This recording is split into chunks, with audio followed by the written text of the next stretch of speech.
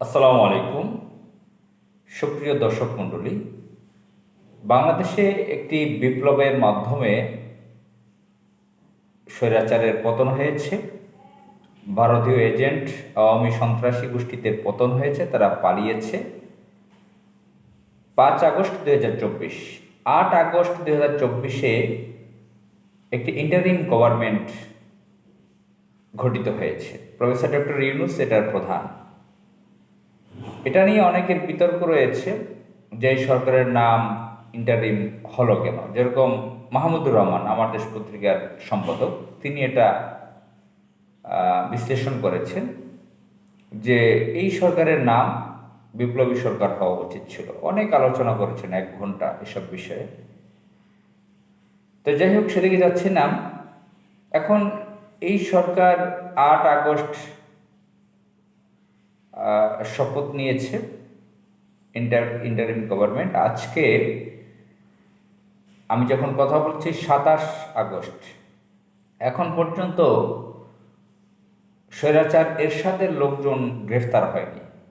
আওয়ামী লীগের কিছু সংখ্যক লোক গ্রেফতার হয়েছে।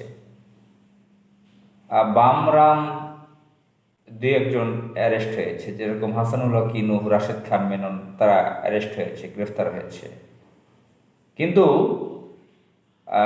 সাবেক সামরিক স্বৈরাচার ভারতীয় এজেন্ট হোসেন মোহাম্মদ এরশাদ, তার যে সাঙ্গপাঙ্গ, যারা গোপালী স্বৈরাচারের সহযোগী ছিল, যারা গণহত্যার সহযোগী ছিল, যারা এদেশে গণতন্ত্রকে ধ্বংস করে অবৈধভাবে রাষ্ট্র ক্ষমতায় ছিল, ভাগাভাগি করে তারা ক্ষমতা ভোগ করেছে, যারা ভুয়া বিরোধী দলের নেতা সেজেছিল, তারা আজকে এখন পর্যন্ত গ্রেফতার হয়নি। সাবেক সামরিক স্বৈরাচার এরশাদের ছোট ভাই GM কাদের, গোলাম মোহাম্মদ কাদের, সে বলল যে শেখ হাসিনাকে দেশে ফিরিয়ে আনতে হবে, তার বিচার করতে হবে। আমার কাছে মনে হচ্ছে সে নিজেকে ভালো সাজাবার জন্য, গ্রেফতার যাতে না হয় সেই আতঙ্কে এসব কথা বলে নজর কাটছেন। নতুন সরকারের কাছে ভালো হচ্ছেন, জনগণের কাছে, ছাত্রদের কাছে তিনি ভালো সাজার চেষ্টা করে যাচ্ছেন। আমরা কি ভুলে গেছি মাত্র কিছুদিন আগে জানুয়ারি মাসে 24 সালে তার স্ত্রীকে MP হওয়ার জন্য কত চেষ্টা করেছে গোলাম মোহাম্মদ কাদের উত্তরাতে। সেখানে একজন হিজড়াকে দাঁড়িয়েছিল। তো কিভাবে সেটা ঘটেছিল আমরা এই GM কাদের সম্পর্কে কি জানি না? আমি নিজে 111-এর কাছাকাছি সময় তাকে দেখেছি মিডিয়াতে, যখন এরশাদ কোনো একটা কারণে পারিবারিক রাগারাগি হয় না, এটা তো জাতীয় পার্টি নামের একটা আসলে তথাকথিত রাজনৈতিক দল, এটা একটি ইন্ডিয়ান আরেকটি সন্ত্রাসী সংগঠন, আওয়ামী লীগের সহযোগী হিসেবে কাজ করে। তো যে কোনো পারিবারিক রাগারাগিতে তাকে দল থেকে বহিষ্কার করেছিল। দেখলাম যে খুব হাত কসলাতে, ক্ষমতা হারানো, ক্ষমতায় না থাকাটা সে সহ্য করতে পারে না। সাইকোলজিক্যাল দিকটি আমি সেদিন লক্ষ্য করেছিলাম যে হাত কসলাতে একটা বিষণ্ণ একটি মন তার আমি দেখতে পেয়েছি। তো এই যে ক্ষমতার জন্য সে মন্ত্রী হয়েছে এই গোপালীর আন্ডারে, সে অবৈধ এই যে 2000 ফখরুদ্দিনের আমল থেকে তো সব 2 নম্বরই একভাবে 15.5 বছর, প্রায় 16 বছর যাবৎ এর মধ্যে তারা ক্ষমতায় ছিল, ভুয়াভাবে তারা MP হয়েছে। সে গোলাম মোহাম্মদ কাদের সহ আরও কয়েকজন তাদের মন্ত্রী হয়েছে। এর মধ্যে একজন ইয়াং আছে, আমার বয়স থেকে একটু সিনিয়র হবে, 3 বছরের, ব্যারিস্টার শামীম পাটোয়ারি। এই ভদ্রলোক, এই যুবক, তিনি ঢাকা ইন্টারন্যাশনাল ইউনিভার্সিটির মালিক। তার বাবা ঢাকা ইউনিভার্সিটির আইন বিভাগের চেয়ারম্যান ছিলেন, একজন নামকরা শিক্ষক নাকি তার বাবা ছিলেন। তো এই জেন্টলম্যান টেলিভিশন টকশোতে অনেক সুন্দর সুন্দর কথা বলার চেষ্টা করে। সেও কিন্তু সেই গণহত্যার সহযোগী। কিভাবে সহযোগী? সে কিন্তু এই অবৈধ আওয়ামী সরকারের সুবিধাভোগী ছিল। যদি সঠিক ভোট হতো তাহলে তার মতো লোক এমপি হতো কিনা সন্দেহ রয়েছে। সে কিন্তু অবৈধ ভারতের এজেন্ট আওয়ামীদের সহযোগী ছিল, এমপি হয়েছিল সে। এমপি যখন সে তাকে না হতে দিল সুযোগ গোপালী, তখন একটু টকশোতে আর একটু কথা বাড়ালো, সে পাবলিক সিম্পেথির জন্য একটু পাবলিকের পক্ষে একটু কথা বাড়ানো শুরু করলো। এই যে মশিউর রহমান রাঙ্গা একটা সন্ত্রাস, পরিবহন সেক্টরের একজন অর্থাৎ মানে ব্যভিচারে লিপ্ত মদখোর চাঁদাবাজ, পরিবহন সেক্টরের চাঁদাবাজ হিসেবে পরিচিত একটা গণ্ডমূর্খ সন্ত্রাস মশিউর রহমান রাঙ্গা, রংপুরের দিকে বাড়ি। কোথায় এখনো গ্রেফতার হচ্ছে না কেন? আপনার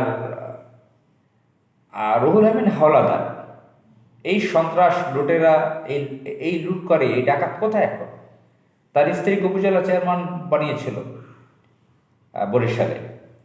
তো এই যে জাতীয় পার্টি তথাকথিত রাজনৈতিক দল, এরা যারা সংসদে ভুয়া এমপি হয়েছিল, মন্ত্রী হয়েছিল, এদের স্ত্রীরা বড় বড় পদে ছিল। যেরকম মুজিবুল হক চুন্নু, তার স্ত্রীকে এরকম বড় একটি পদ দেওয়া হয়েছিল, বড় বড় কথা বলে, কিন্তু সে নিজের, তাদের যে ওস্তাদ হোসেন মোহাম্মদ এরশাদ, সেও ভারতের গোয়েন্দা সংস্থার লোক ছিল, এজেন্ট ছিল, ভারতের কথা পড়তে বসত অনেক আগে থেকেই, এবং আজীবনে এই আওয়ামী সন্ত্রাসদের পক্ষে ছিল। এই যে গোপালী লেডি লেন্দুদ্দর্জি, ইন্ডিয়ান এজেন্ট, 80-র দশকে বলেন, 96 সালে বলেন, এবং 11-র সময়ের পর থেকে, আগে থেকে সবসময় এই সন্ত্রাসী আওয়ামী লীগের পক্ষে ছিল তারা। এখন হোসেন মোহাম্মদ এরশাদের সেই স্ত্রী বুড়ি, অনেকে তাকে মজা করে বুড়ি শালিক বলে, রওশন এরশাদ। আমাকে মিডিয়াতে তার ছবিটা দেখলেই মনে হয় যে শয়তানের একটা রেপ্লিকাই বুড়ি। এই অসভ্য মহিলা যে সংসদে দাঁড়িয়ে বলেছিল তখন শিরিন শারমিনের মতন আলুর বস্তা স্পিকারের চেয়ারে, তো বলেছিল যে 73 সালে আমরা যাচ্ছিলাম লন্ডনে, আমরা অমুক এয়ারপোর্টে ট্রানজিটে ছিলাম, সেখানে জাতির পিতা, তারা তো বলে আব্বা আব্বা করে, শেখ মুজিবকে জাতির পিতা বলে, সে সেখানে রেস্টে ছিল একটা রুমের ভিতর, সেখানে আমি গেলাম, তার মাথা ডলে দিলাম, মাথা টিপে দিলাম, আমাকে $70 বকশিস দিল, কোট আনকোট। এই কথা বলার সাথে সাথে স্পিকার আলুর বস্তা শিরিন শারমিন নিজের থেকে 5 মিনিট সময় বাড়িয়ে দিল।